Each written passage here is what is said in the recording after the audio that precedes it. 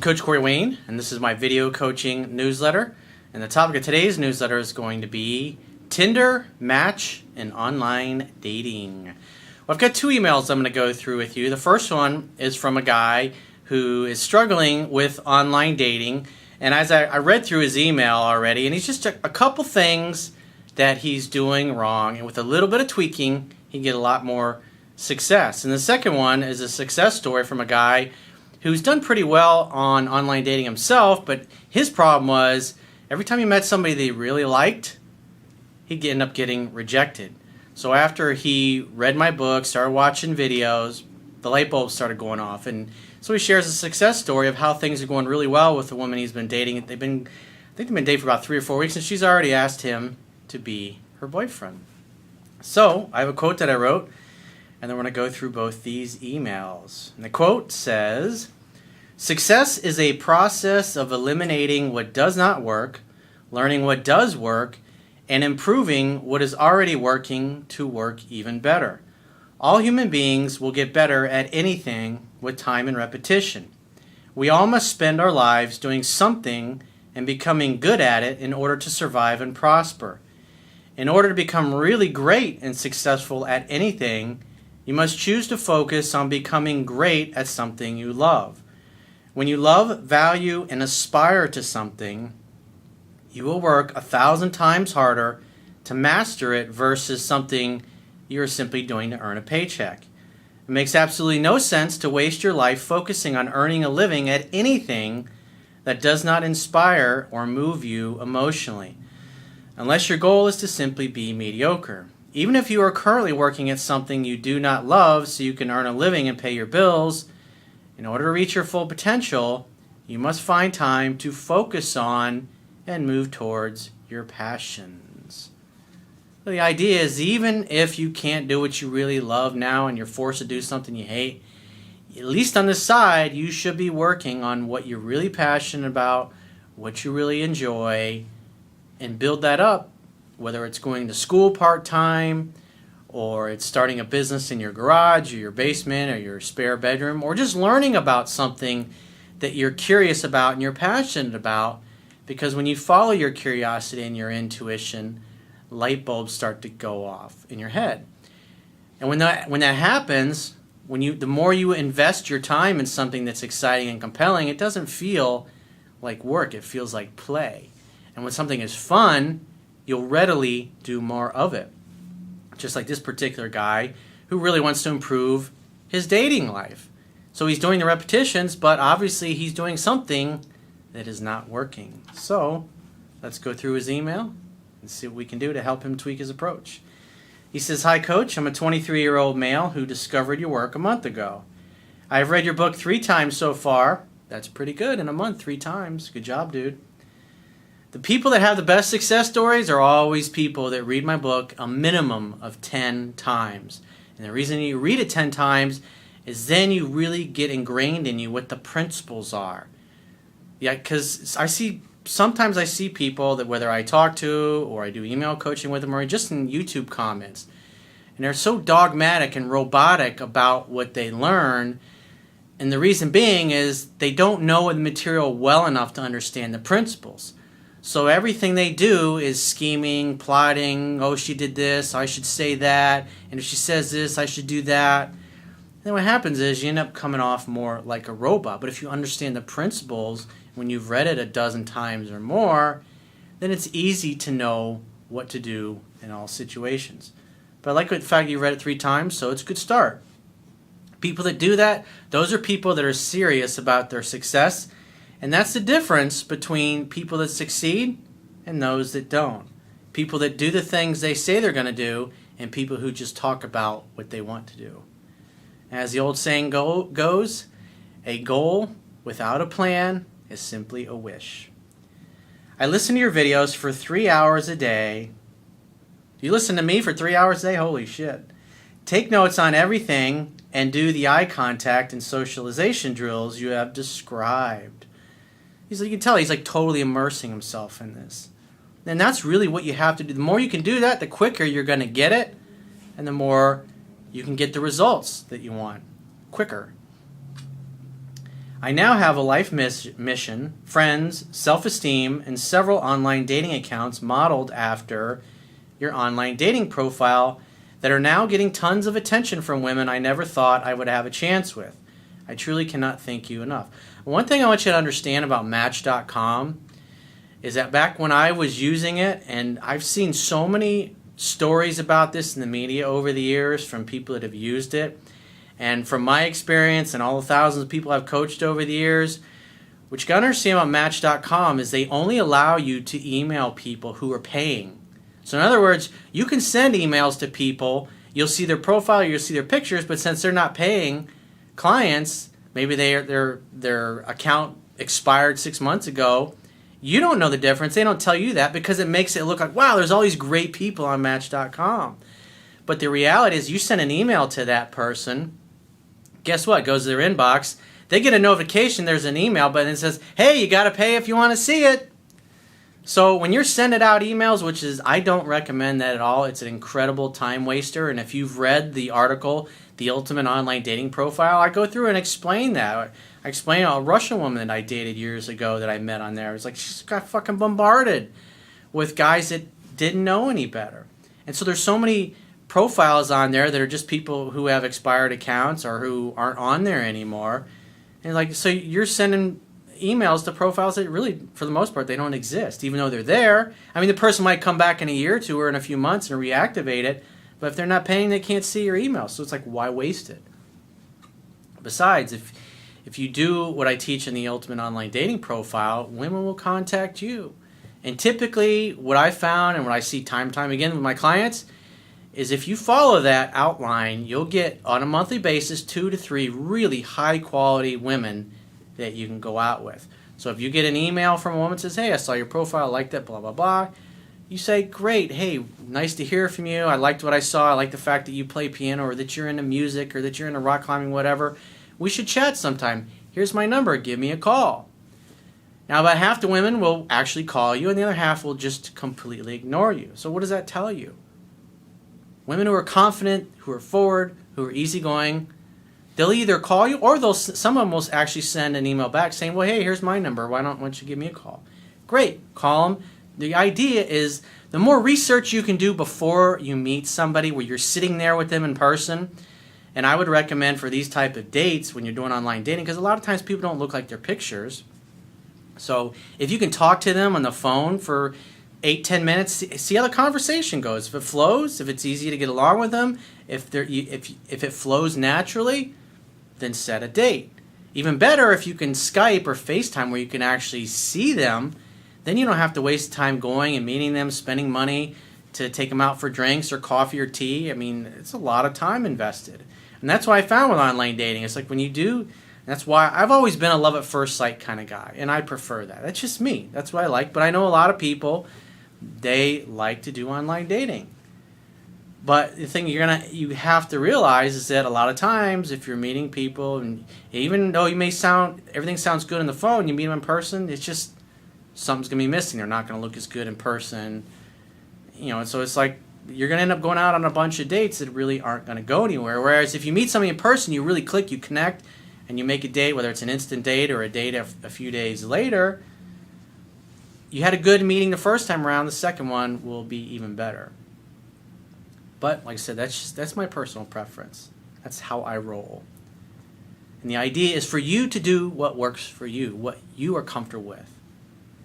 Thanks to your book and videos, I have now made a solid grasp of the process involved in courting a woman. Hang out, have fun, and hook up, and leave the relationship and bonding up to her. I also understand to lead the dialogue by asking the questions and setting up one date per week. However, where I struggle very badly is the initial pickup phase before the 3 H's. I've always been very good at holding conversations, but not good at starting them with either genders. So it sounds like you sometimes have a problem making friends. And what can be really helpful is like what I did when I was really young, when I was a teenager, and even through my early 20s, I worked in customer service. So I had to interact with other people. People that were happy, people that were in a shitty mood, people that their food came out wrong, people who bought something and they opened it up and it was all fucking broken because some idiot in the warehouse had fucking stepped on it or dropped it or whatever. You get people that are nice, you get women that are beautiful, you get people that are ugly, you get people that smell good, you get people that smell horrible. I mean, you deal with anything and everything when you work in a customer service business. So if you're somebody that has a hard time interacting with other people, go get a part-time job somewhere. Even if you got a full-time job, get a part-time job where you can work 1 or 2 evenings or weekends where you're going to interact with other people more so you can develop your people skills. That was one thing that I did when I was really young. It was great. My parents had a business when I was in middle school, so I got used to customer service. I would go and work on Saturdays with my dad. And I learned a lot. I watched my dad was in business. He was in retail management previously, so he had a lot of customer service experience. So I learned from him how to interact with other people. I don't approach often in person, but online I send a to-the-point message to the girls who have liked my profile by saying something like, "Hi, I'm blah, blah, blah. You look absolutely gorgeous, and I like the blah, blah, blah you have going on in your profile. I would love to take you on a date. When are you free?" So this is fine for in person, but you can't do this online, dude. And if you'd actually read the whole entire article, The Ultimate Online Dating Profile, I tell you specifically exactly what to do when a woman reaches out to you. If a woman just likes your profile, I don't do anything with that. I want a woman who has confidence. Women who have confidence and that are serious and are looking to meet somebody on Match.com, they will send you an email. That's the bottom line. That's, like I said, send them an email back, send your number, and say, "Hey, let's chat on the phone." I wouldn't want to go just meet somebody that you've just seen their pictures in person, and that's why you're getting ghosted. You're not following what the article teaches. He says this never works. Duh. I was having more luck when I was bantering with them beforehand. So the idea, Match.com, send them your number. About half of them will actually call you, and the other half will just ignore you. And some of them will actually send you their number back and ask you to call them. Talk on the phone for 10 minutes. See how the conversation goes. If the conversation is compelling, it's exciting, the girl's talkative, you ask her questions, that communicates you're interested in finding out who she is, and she's talkative and she's outgoing, then you can just simply say, "Hey, you know what? We should meet up for a cup of coffee or a drink sometime. When are you free to get together?" That is the proper sequence, and you're not following the proper sequence. For now, I have some time to burn, so I wouldn't mind having a short online banner before I go in for the setup. What I would like from you is a comprehensive walkthrough on the best ways to pick up women in person that I meet through online dating and Tinder. Well, I mean, if you're going out on a first date and you go and you meet for coffee or a drink, if things go well, I teach this in the book, dude. I mean, you've only read it 3 times, so part of the problem is you don't know the fundamentals that well yet. But the idea is your job as a man is to create an opportunity for sex to happen. So say you go to have tea, or you meet for a drink. If you're a drinker, really, whatever. If you're not a drinker, go have some tea or whatever, or maybe some appetizers or something. Sit there and chat, but have 2 or 3 other places that are close by that if things go really well, you can say, "Hey, I'm having such a good time. You care to join me for dinner? Why don't we go, there's a place over here, great Italian restaurant, there's a great sushi place." I'll say, "Sure," and then you can walk there. When you go to 2 to 3 different places on one night, it gives the girl the experience of having 2 or 3 dates. And psychologically, because think about it, most guys go on a date, what do? They go to dinner, and then they take the girl home, or they both leave. But you go to 2 to 3 different places, or if you're getting in and out of your car, or if you're going, you're living in a city and you're on a bus, or you're taking a train somewhere. I mean, you have the whole time to create rapport and interact. Maybe you shoot some pool. The idea is, by the 3rd place, if you know the book and she's playing with her hair, she's touching your arm, she's punching you playfully when you mess with her every now and then you just say, it's obvious you can't keep your hands off me, so I think you just need to go ahead and get over with and kiss me right now. Because you know what? Your lips look a little dry, and I can really help you out with that. Boom. You start making out, and then it's, "Hey, you want to get out here and go back to my place and have a glass of wine or a glass of champagne?" It's really simple. That's all the progression that is in the book. If you know the book, it'll be easy. You'll be able to read the signs and be able to tell when it's appropriate and when it's not. And when I've used Tinder in the past, what I would typically do is I would have women meet me downstairs, and I would set a date to where they would show up, and I'd say, call me when you're 5 minutes away, or call me when you park, because I live upstairs, and I would meet them in a wine bar. It was perfect. If things went well, we'd go to dinner, and then later on, we'd go to my place, have drink, hang out, have fun, hook up. It's a pretty simple process. But Tinder is going to be a little different, so I'll get to that in a second. Again, I don't mind talking to women online as long as I have your advice. I will keep doing what I can to improve myself, but this is an area of my life I would like some additional help with.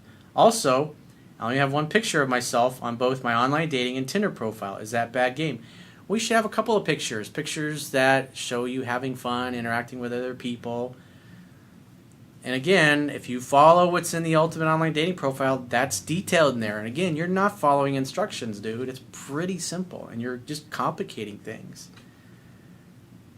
The people I hang out with don't really take pictures, and the idea of taking a selfie is very, very strange to me. Well, get some fucking pictures, dude. Figure it out. Find a way. Stop making excuses. And so, like, when it comes to Tinder, and there was a, on the article on my website, because if you're just watching this on YouTube, go to the article on my website, and I'll have there's a video in there from a woman. She went out on 150 Tinder dates. And what's interesting is she goes through what she experienced with Tinder. She made some kind of some kind of a play out of it, her experiences. And it's just interesting to listen to a woman talk about the do's and don'ts. And it lines up exactly with everything I teach in my book. And so the idea is, like, because Tinder, it's, you swipe, if you both like each other, you connect, ask the kind of questions that the other person would enjoy answering. Oh, so I see you're into music. What kind of music do you like? Or, I see you're into music. How about a rap battle?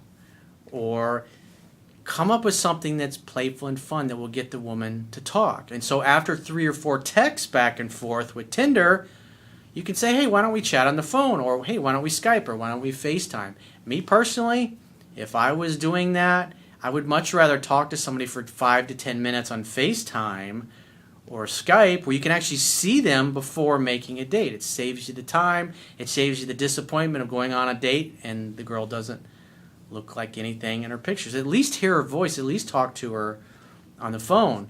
But before you bring up the phone or Skype or any of that stuff, you should have 3 or 4 texts back and forth, because that shows her, hey, I can actually have a conversation. I'm a normal human being, not some kind of nut. And even the woman in the video, the Business Insider video, which I'll have the link on my website, you can see that totally lines up. Gives a woman a feeling of comfort, then talking the phone or Skype or FaceTime. And if you like what you hear, then set a simple date with coffee or tea, something that could turn into dinner if it goes well. And even the woman even confirms that. Again, she says that as well. So that's the best way to handle going about something like Tinder. Again, ask a question. Reference something that's in her profile, one of her interests. Maybe you have something common. So tell me about yourself. Or, I see you're into rock climbing. How long have you been doing that? Where do you go? I go to such and such place. Have you been there? Start a conversation. Send 3 or 4 of those back and forth. And then you can say, hey, you sound like a really cool girl. Why don't we chat on the phone? Here's my number. Or you could give me yours and I'll give you a call. When are you available to talk for a few minutes? It's pretty simple. But if you're going right for the date, you're just going to get ghosted. Women are just going to ignore you, dude. So let's go to the second guy's email. He says, hey, Corey, I've been watching your videos for a few months now. I started when a girl I loved a lot and thought she was my soulmate left me. I'd say about 90% of the people that come to me, that's usually they're finding me after a breakup or in the process of a breakup, or they're dating a girl and they really like and something's going sideways and they don't know what the hell it is. But obviously you can't start training for combat when the war already started and expect to win. Well, what did Sun Tzu say about that? Every battle is won before it is fought. Confucius said, success depends upon prior preparation, and without said preparation, there is sure to be failure. So I didn't win her back. I've been using Tinder for 2 years with a lot of success. I went out with a lot of dates, slept with quite a few girls. Some I liked more than others, and some I really liked. And with the latter, I always failed. So typically what happens with the average guy when they get a girl they really like, they act completely different. They put the woman on a pedestal and they start treating her like a celebrity, kissing her ass and being extra nice to her because they don't want to screw it up. And what ends up happening is they turn into Mr. Nice Guy and they just totally turn the woman off. And that's where my book really can help a guy like that realize. That's one of the things I used to do in my 20s. When you go out with a girl you're just not that into, you do everything right naturally because you can take it or leave it. You don't care. The idea is you want to be consistent with all women. You want to treat all women the same. I'm 29, a designer. I work out. I eat healthy. I look good. I love my job and my career. I have tons of friends and lots of hobbies. And I'm in a pretty good spot.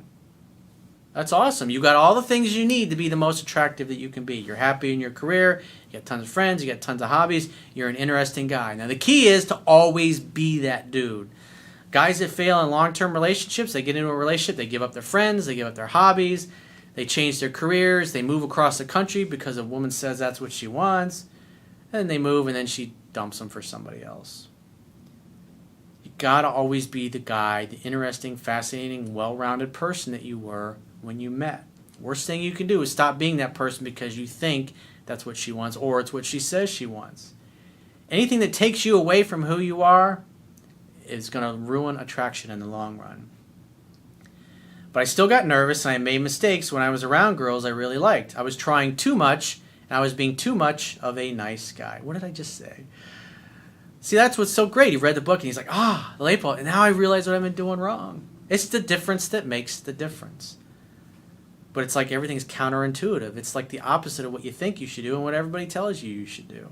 So recently I met another girl I thought was cute, smart, and funny, and applied everything you teach. By the way, I bought your book only to read a couple of pages.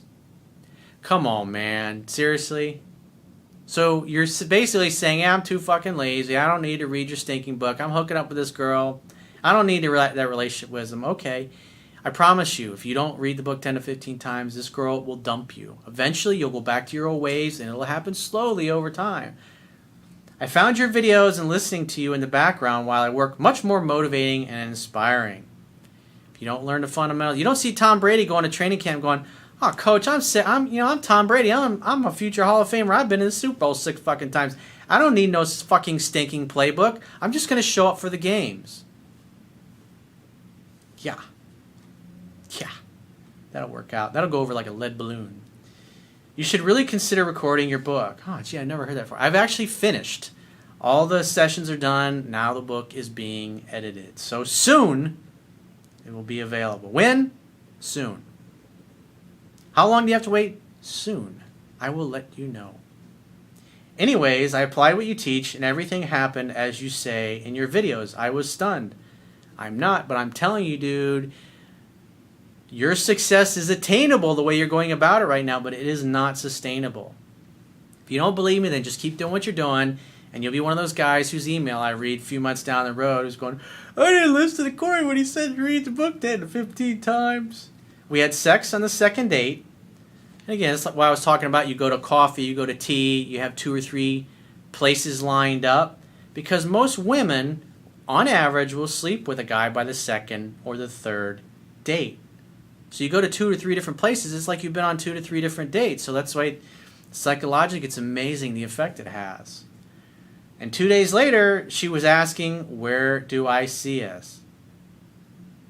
So you're obviously getting a little full of yourself in the success. You're like, I got it. I don't need this book. I don't need no stinking book. She brought up all the relationship talk. This was more of a surprise. Not a surprise to me at all. As she's 20, and she said she was in quite a few open relationships and she liked keeping things casual. Now, why would she say that? It's because most guys try to lock her down to a commitment. Because that's what you see in all the movies. And you do the opposite. You just create a fun-filled romantic opportunity for sex to happen. You're easygoing. You love in such a way that the woman feels free or that the other person feels free. And it's amazing, the effect. It's the exact opposite of what you think you should do. The reason is you're the gift. You're the prize. And if you're well-rounded, you're centered, you got your shit together, and you're fun to hang out with, but you're not needy, you're not desperate, you're not trying to lock anybody down to a commitment, her feelings go through the roof. It's like a love story. It's what a woman's always dreamed about, the way it would be and the way it would happen. So to her, naturally, it feels like this is the guy I'm meant to be with. when a woman's attraction level goes up, they want more and more of your attention. And when they're in love and they're in a relationship, they want your attention all the fucking time, constantly, 24/7. They want to feel you. Women are designed to receive men. Since then, she writes to me daily, asking how I am. Women want your attention all the fucking time, when their interest is high. Sending me photos, giving me compliments, and all I had to do was the opposite of what I usually did, being extra uber nice. Now I'm confident that even if she leaves, I can do the same with any other girl. Dude, read the fucking book 10 to 15 times. If I could reach through this video and smack you, I would do it. But you get the point, dude. But you know what? I'm happy for you. You've got great success. The idea is to build upon that, to get even better. You have to learn the fundamentals, though. There's absolutely no shortcuts to success. It's the way it is. Maybe someday we'll be able to be like in the Matrix where they plug that shit in the back of your head and, oh, wow, I know Kung Fu. Or, oh, wow, I know how to build a rocket engine. Oh, wow, I understand theory of relativity. That'd be nice, but we're not there yet.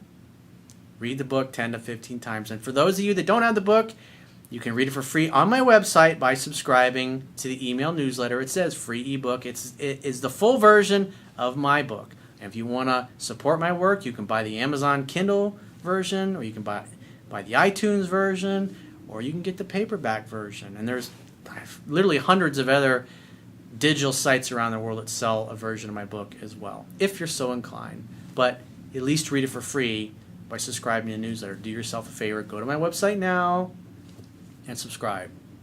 So if you'd like to get my help personally, go to my website, click the products tab at the top of your screen on any page of my website, and just follow the instructions for booking whichever coaching option works best for you. And I will talk to you soon.